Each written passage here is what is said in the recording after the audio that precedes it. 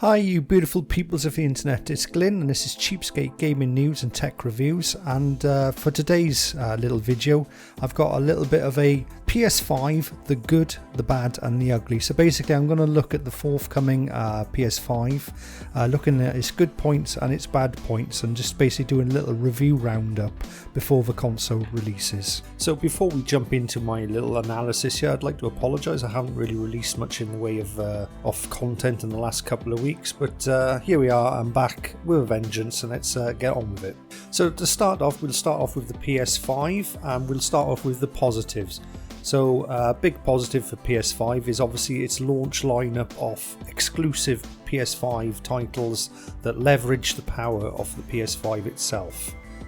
We've got games like Demon's Souls. We also got Spider-Man Miles Morales. Of course, also with the console you get Astro's Playroom, and as part of the PlayStation Plus connection you also get Bugsnax. And let's not forget Sackboy's Big Adventure, which is a sort of Little Big Planet game. So essentially that's the first party lineup for the PS5. There's also a lot of third party games like Watch Dogs Legions, Assassin's Creed Valhalla, your NBA 2K11 and other games like that, but essentially I'm going to focus on the first party titles here. So that's the plus point, that there is a good choice of titles for the PS5 and there's a good variety of games as well. So another big positive on the PS5 front is the new DualSense controller.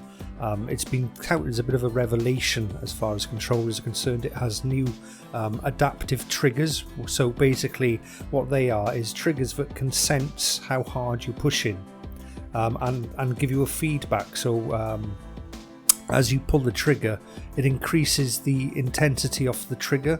So things like pulling a bowstring in a bow and arrow game or something like that, you can almost feel the bowstring as you pull it, so you can feel the tension of the string. And also its haptic feedback is quite is a bit of a step up from something like the Nintendo Switch or the rumble motors that we get in the DualShock that we have at the minute. So that's quite nice. Apparently when they are implemented into PS5 titles, it works very, very well. A lot of the previewers that have had their PlayStation 5s reckon Astro's Playroom is definitely worth checking out when you get your PS5, just to experience what you can out of the new controller. Now, will all developers cater for this? I doubt it. Will it be a bit of a gimmick for the first few months? Yeah, probably. Would I like to see it implemented a bit more widely through developers? Yeah, of course. I think I'm a big fan of rumble motors in my DualShock. I find that if I turn rumbles off now, it feels as if the game is missing something. So hopefully developers will push haptic feedback rumble forward in the future, the PS5. So let's move on to the next positive, and that is the backwards compatible support with PS4 games. So it looks like there's very wide compatibility. Sony are touting a 99% compatibility ratio, and it also looks like quite a lot of the old games now get a bit of a boost feature, as apparently when it runs in backwards compatibility mode with PS4 games, you get the full architecture of the PS5 pushing the game. So some games before were locked, and they were unlocked frame rates, and they would run about 38 to 40 frames per second. Well, they automatically getting boosted now to a nice smooth 60. So think of games like Final Fantasy 15, the old Knack game, or Knack 2, Tomb Raider, the performance mode, and most games that have a performance mode tended to on the PS4 and PS4 Pro, they tended to run between 50 and 60 frames, sometimes less. Well, now all those games will get boosted up to 60 FPS. Games like Monster Hunter World as well, that's another one that really benefits from the PS5's sort of backwards compatible boost mode that's built into it. So that's a great positive step moving forward. So another sort of positive thing is the great lineup of hardware that's been released with the PS5. So not only have they got the PS5, the new DualSense controller, but alongside it they've got a branded and matched headset, a charger for the controller, and a new PS5 camera. We're yet to know what the PS5 camera is really for, as it doesn't work with PS4's VR. Although the VR works, you need an adapter to run that with the... It's very confusing, but... So the basics is the PS4 VR will run on a PS5, but you will need an adapter for the original camera for the VR to work. So the new camera, we're not sure exactly what that's for, but I'm guessing it's for a new VR that will be released in a year or 2 years' time. It may be used for some other things like streaming your games, etc. Also, last and not least, there's also a media remote control that comes with that you can buy for your PS5, and that allows you quick functions for Netflix, Disney Plus, allowing you to skip movies, rewind, pause, play, and probably some other functions thrown in with that. So that's the lineup of hardware that's coming out at launch with the PS5. Another positive thing is that through initial reviews from all the various tech tubers, etc., that have got their PS5s early, is it's very, very quiet. Now that is a big bonus, because we all know, and we're all fed up with the PS4 Pro's jet engine. The PS5 has a unique cooling system using liquid metal. It has a lovely great big fan in there, and it seems to have done the trick. And even after hours and hours of testing by certain tubers, they say it still remains nice and quiet, and it's fairly cool as well. So that's a big bonus.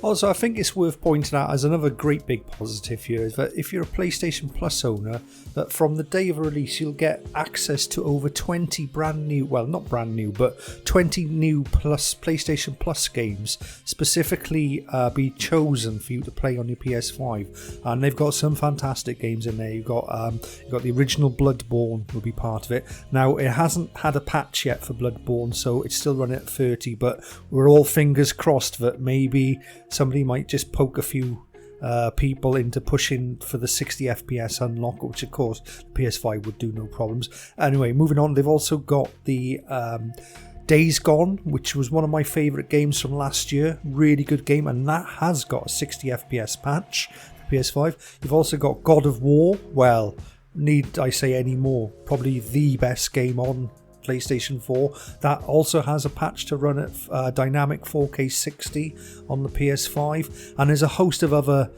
games thrown in there as well. Second Son is one of them.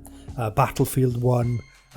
You could probably look up, I might put a little picture of the list of the actual games, but there's 20 titles, and apparently they're going to add more as well. And don't forget, Bug Snacks will also be part of your PlayStation Plus subscription, free to download for PS5 in November as well. So that's a really good little lineup there, and I'd say those 20 games, I would say the quality of at least 7 or 8 of those games are as good, or if not better, than anything else that's on the rival Xbox's Game Pass. I mean, God of War, Bloodborne, Days Gone, etc. They're fantastic games. So definitely, if you're picking up PS5, don't forget to add them to your game library. So I think we'll move on now. I think that's enough of the positives out of the way. I think we'll move on to some of the negatives or the bad points about PS5. So first up, price and availability. I'm going to put them together. One, it's 450 quid. It's not cheap. I mean, there is a cheaper digital version, but I'm just going to go on about the disc version here, as that's comparable to the PS4. So it's basically 100 quid more than what a PS4 was at launch. So that's obviously a negative. And availability. If you haven't pre-ordered, you won't be getting one. That's basically it. You can't buy one in the shops. Sony have said that, but they won't be making them available for sale in the shops. They'll be mail order only, and basically if you haven't pre-ordered yours, you're not getting one. And I think that's a bit of a bad show, really. But also it's a sign of the times in that, you know, with the lockdown and the little virusy thing that's going around at the minute, that everyone's sort of stuck at home. They can't go to their gyms, they can't go out visiting, they can't socialise. So what better to spend your money on than sitting on your arse playing video games like we all do. I mean, that's how I live my life, but enough about me. So that's one of the negatives, is the availability and cost. Also, I'd like to point out that the resolutions with the PS5, so these may be changed in a later update, but at the moment it only supports 1080p and 4K. Now the weird thing is, on the box of the PS5 it says 8K, but people have tested it that have got their consoles, there's no 8K resolution at launch. There's also no support for 1440p. Now, for me personally, that's a big no-no.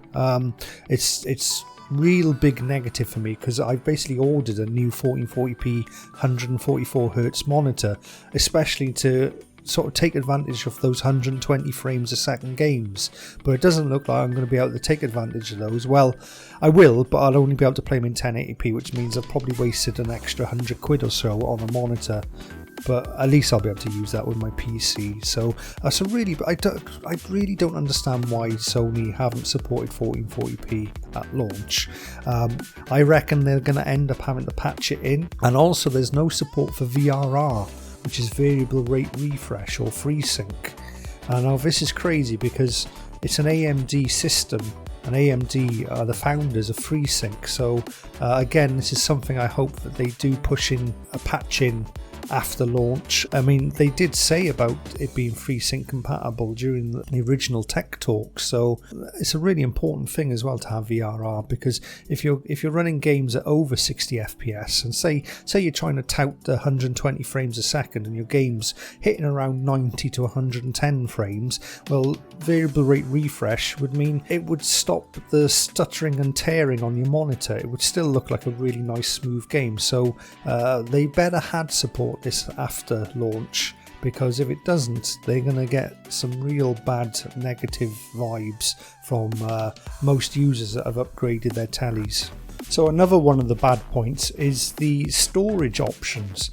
So at the moment, if you have a PS5 game, say Bugsnax, you've downloaded Dark Souls, you've got Spider-Man Miles Morales on your hard drive, and you want to add some more games here, like you buy Watch Dogs Legions, you buy Assassin's Creed Valhalla, and you start to run out of space on your hard drive, on your SSD, you won't be able to transfer the content from the internal SSD to an external SSD for PS5 games. You can do it with back compat games like PS4 games, but for PS5 games they're either on the internal hard drive or they're not on there at all. Now this is a bit of a oversight maybe by Sony, or maybe it's something they're going to patch in after launch, because I know for a fact for the Series X does allow you to store the game somewhere else and then transfer it as and when you need to. So at the moment it looks like if you're running out of space on your PS5's hard drive just after launch, then you're going to have to delete titles, and then if you want to play them again you'd have to re-download them and do a bit of shuffling. So that's a bit of a negative right there. And talking about hard drives as well, we have to talk about the space of the hard drive. We're only getting about 660 gigabytes of usable space. It's not very much space. 825 is what's written on the box, but as we know, a lot of that is, well, a bit of that is taken up for operating system. So the operating system is taking around about 140 to 160 gigabytes off your hard drive space. That's fair enough, but again, we're only getting 600 gigabytes, and the way video games are now, I mean, you look at the new Call of Duty, that could be the new Call of Duty is upwards of 170 gigabytes of data. I mean, it's ridiculous. You put that on there, you put Destiny 2 on there, maybe you want the old Warzone on there, and buff, you're out of space already. You know, you need more space. And again, this is another negative, is as it stands at the moment, there is no upgradable SSD storage for the PS5. So they haven't even enabled the NVMe spare slot. There is a spare slot inside the PS5, but there's no NVMe drives that are compatible, and Sony haven't actually even enabled it. Now, of course, this will be something that will be sorted out and won't be a problem in the future, but how long will we have to wait until we can actually put extra storage into our PS5s? I mean, I think everyone nowadays needs at least 2 terabytes in their consoles. So we're starting off, we've only got 600 gigabytes. I mean, that'll be enough for the first couple of weeks as people play the new games. But by the time we get to Christmas or January, people might be wanting to upgrade and need more space. So hopefully it won't be too long before we get new SSD options. And I think one of the other negative things that I've seen is I've seen some teardowns of the DualSense controller. Now, that adaptive trigger is basically controlled by a plastic cog. Now, I don't see the longevity of that plastic cog. I can definitely see that wearing out, and I think that will wear out in months, not years. So that could be a potential failure with the DualSense controller moving forward. Give them 3 or 4 months and I think you'll find that those adaptive trigger pulls will start to fail. People will turn around and say, well, my adaptive trigger is no longer working, and this in the long run could really bite Sony in the arse. We've already seen lawsuits with Nintendo and their controller drift problems, so let's have a look how the longevity of the DualSense 4 controller lasts and if it becomes a bit of a major problem for Sony moving forward.